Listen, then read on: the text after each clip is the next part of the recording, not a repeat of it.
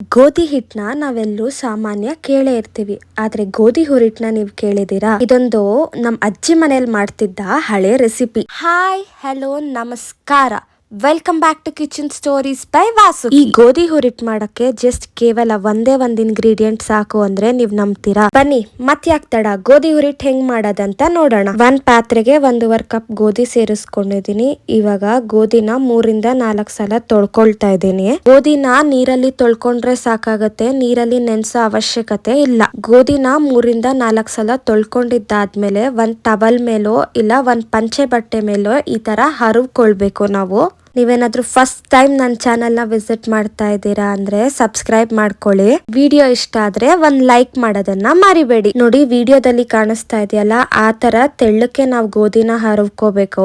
ಈ ತರ ಹರವ್ಕೊಂಡಿದ್ದಾದ್ಮೇಲೆ ತುಂಬಾ ಹೊತ್ತು ಬಟ್ಟೆ ಮೇಲೆ ಬಿಡಬಾರ್ದು. ಜಸ್ಟ್ 3-5 ನಿಮಿಷ ಬಿಡ್ಬೇಕು.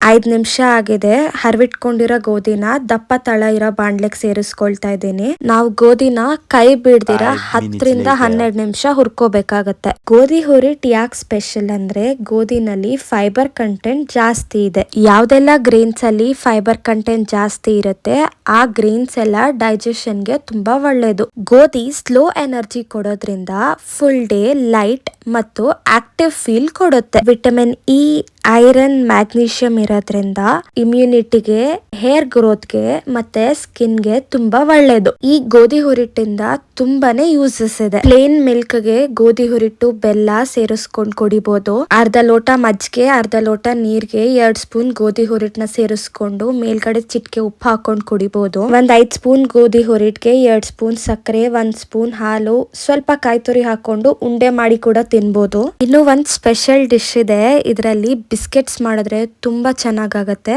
ಮುಂದೆ ಯಾವ್ದಾದ್ರು ಒಂದ್ ವಿಡಿಯೋದಲ್ಲಿ ಹೆಂಗ್ ಮಾಡೋದಂತ ತೋರಿಸ್ತೀನಿ. ನಾನ್ ಹುರಿಯಕ್ ಸ್ಟಾರ್ಟ್ ಮಾಡಿ ಇವಾಗ 7 ನಿಮಿಷ ಆಗಿದೆ. ನೋಡಿ, ಇದು ಕಲರ್ ಚೇಂಜ್ ಆಗ್ತಾ ಬರ್ತಾ ಇದೆ. ಗೋಧಿ ಹುರಿತಿರ್ಬೇಕಾದ್ರೆ ಈ ತರ ಚಟಪಟ ಸೌಂಡ್ ಕೇಳಿಸಿದ್ರೆ ಅಲ್ಲೇ ಸ್ಟವ್ ನ ಆಫ್ ಮಾಡ್ಕೊಳ್ಳಿ.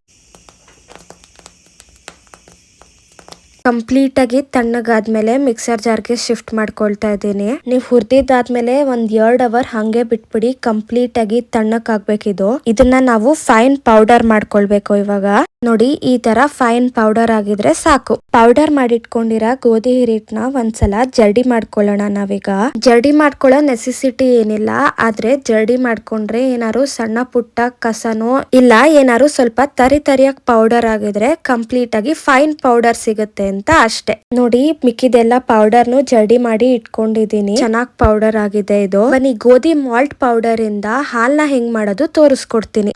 1 ಲೋಟಕ್ಕೆ 1 ಸ್ಪೂನ್ ಗೋಧಿ ಹುರಿಟ್ಟು, 1 ಸ್ಪೂನ್ ಬೆಲ್ಲ, ಆಮೇಲೆ ಬಿಸಿ ಹಾಲ್ನ ಸೇರಿಸ್ಕೊಳ್ಳೋಣ.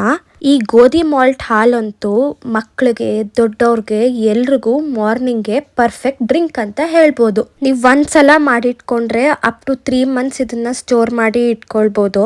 ನೋಡಿದ್ರಿ ಅಲ್ಲ ಎಷ್ಟು ಈಸಿಯಾಗಿ ಮತ್ತು ಕ್ವಿಕ್ ಆಗಿ ಗೋಧಿ ಹುರಿಟ್ನ ಮಾಡ್ಕೊಳ್ಬಹುದು ಅಂತ.